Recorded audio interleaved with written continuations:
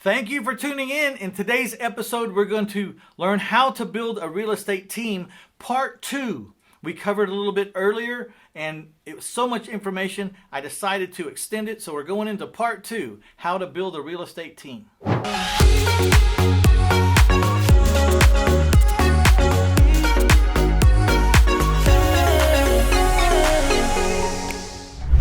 There comes a point when you're tired of working in your business and it's time to work on your business and to get some help and get some relief, and if you're really good, make a business that runs without you. We're going to be talking about that today. Number 1, we're going to learn about the difference between employees and subcontractors. Number 2, we're going to learn about some of the easiest positions to sub out. And then last but not least, we're going to talk about systems, processes, and procedures. So stick around. So maybe it's easiest to talk about employees versus subcontractors by taking my personal office and showing you how it runs. My personal office consists of several paid upon success people and a few employees. So, number 1, we got to go where the rubber meets the road, the acquisition people. I have 4 acquisition people. They work solely for us at my office. Their job every day, all day long, their only job is to find motivated sellers and buy their house for our company. Now they're paid upon success, which means I don't have any payroll to meet on Fridays. I pay when it's time to buy the house. When I borrow the money to buy the house, I also borrow the money to pay my acquisition manager. So that's nice. And that's one of the differences between employees and a commission salesman or a paid upon success person, is that you don't have to run every Friday for payroll and scramble to find payroll. I pay with the money that hits the table when the deals are erected. I have to have a few people in the office that come day in and day out and manage all these pay upon success jobs and our whole facility. So I have 2 people that get paid a salary. One is a central administrator, and she gets paid probably the most of any employee I have. Not probably, undoubtedly. You know, this is a high-paying position. She's in the center of the war, and she's conducting all the movements and making sure that things are going in the right flow. This person is critical to the business because they sit right in the middle of the business. They close every transaction coming in, and they close every transaction going out. Then we have 2 salespeople. The reason we have 2 salespeople is you can't expect one salesperson to work 365 days a year, every weekend out of the year, and after hours all the time. It's too much. You got to have 2. The other reason you have 2 salespeople is because it spawns competition. You know, I have this house. It's a beautiful house. Whoever sells it's going to make some great money. Which one of you can sell it first and fast? Because that's who's going to get paid. And so that position is also paid upon success. I do not have to scramble for payroll for my salespeople because they get paid when they bring in the down payments and all the papers are signed and we sell or finance that house to their buyer. But we pay them out of the down payments that they collect. So I'm only having to pay them with the money that hits the table. And I only pay them when the money hits the table. So between my 4 acquisition guys and my 2 salespeople, I don't have to scramble for payroll. It all happens when the money comes to the table. And that's a very comforting position to be in. Because if you've ever owned a business where you have to scramble for payroll every Friday, it's a horrible place to be. It's like a treadmill that never ends. You can't get off of it and you can't turn it off. You just got to keep running and keep running.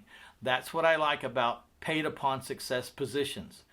They don't do a job and bring money to the table, they don't get paid. When they do bring money to the table, it's pretty easy to pay them. So I talked about my 1 paid employee, the central administrator, but as this job got bigger and bigger and there were more demands on this central administrator, we had to hire an assistant for this personal administrator. So that assistant makes about $15 an hour, and if they're the right person, they could be groomed up to actually take the administrator's position so that the administrator can move on to a higher level position in our company. But right now, we have a central administrator and we have an assistant for that central administrator. And those are the only two salaries I have in my entire company that does 100 houses a year. Now there's another class of workers that we need to talk about. But before we talk about that, I'd like to ask you, go hammer that button, will you please? Just hammer both of those buttons, the like button and the share button. And I'm going to tell you about this other class of workers that we need to discuss. So we talked about people that are working for us that are getting paid upon success. And we talked about people that are making a salary or more like employees. Okay? But there's this other class of workers. They're called subcontractors. And you have a choice to make.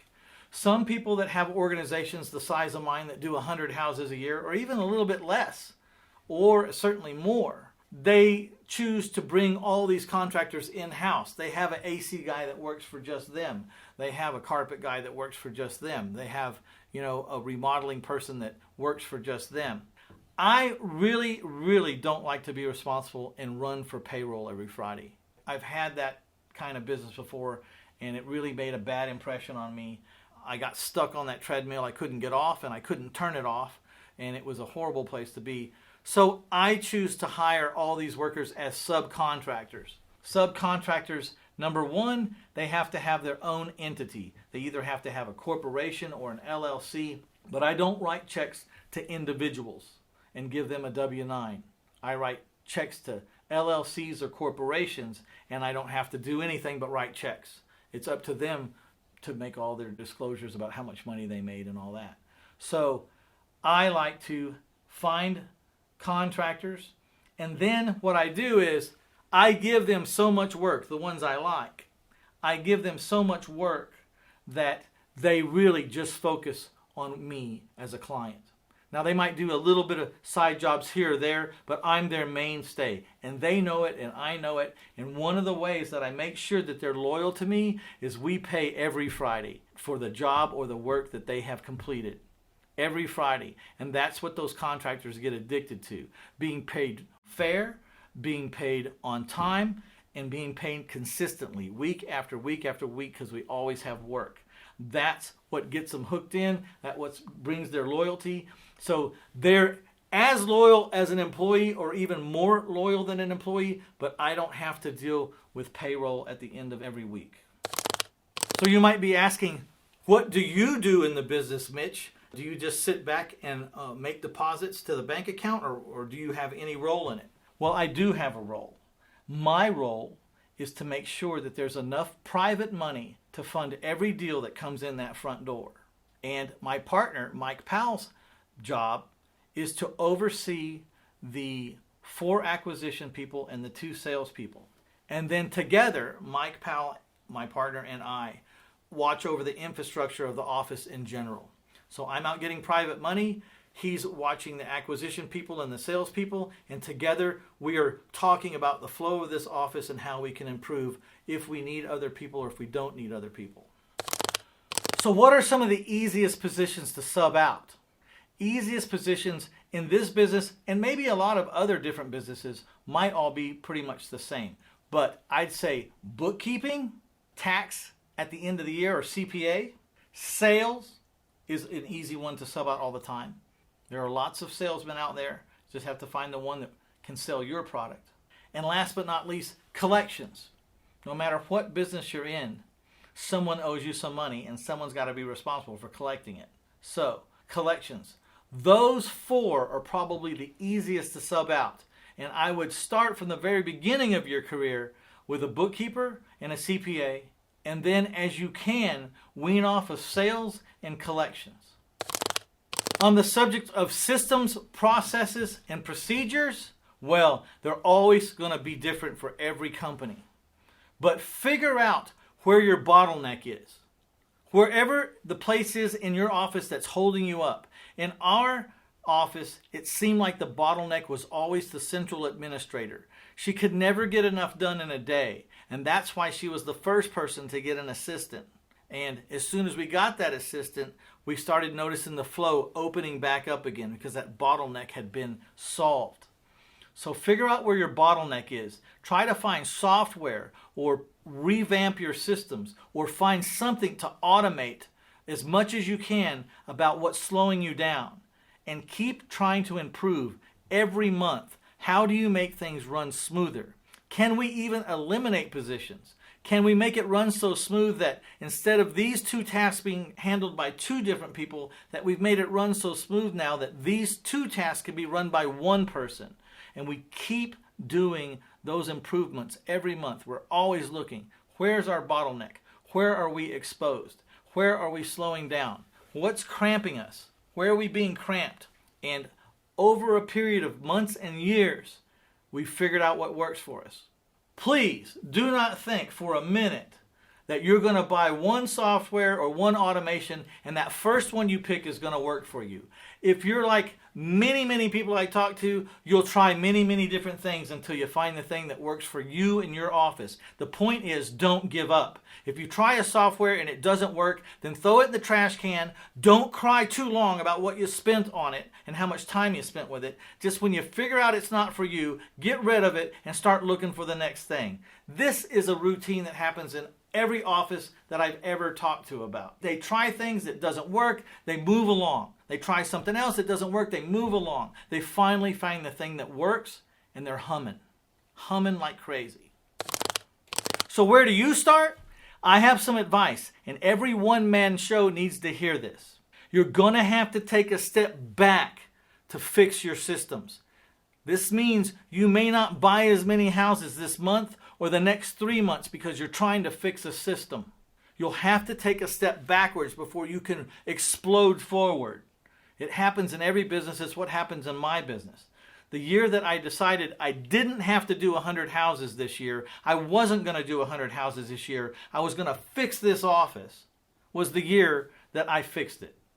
After many failures, I fixed it when I decided I wasn't going to work on anything else but fixing my office. That meant I went from doing 100 houses a year to doing about a little over 30 that year.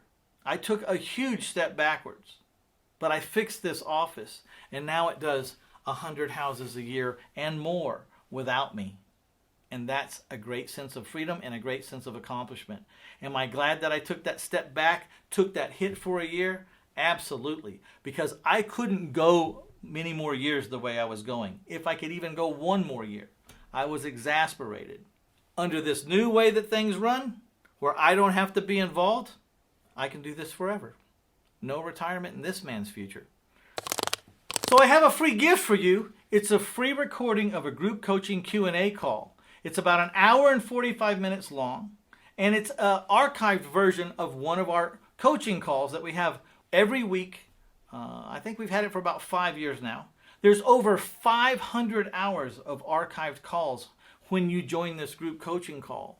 But I want you to get a sense and a feel for how they go. So this is a perfect way to tune into a call, listen to how these calls go, and experience for yourself firsthand just how much you'll be able to learn if you start attending these calls regularly.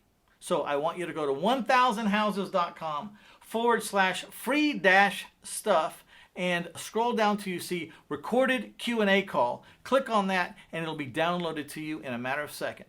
So be sure to check out the precursor to this episode. There was an episode before this one called How to Build a Real Estate Team. The subject was so big I had to break it into 2 pieces. So you might want to find the other segment, and I think you'll enjoy it as well.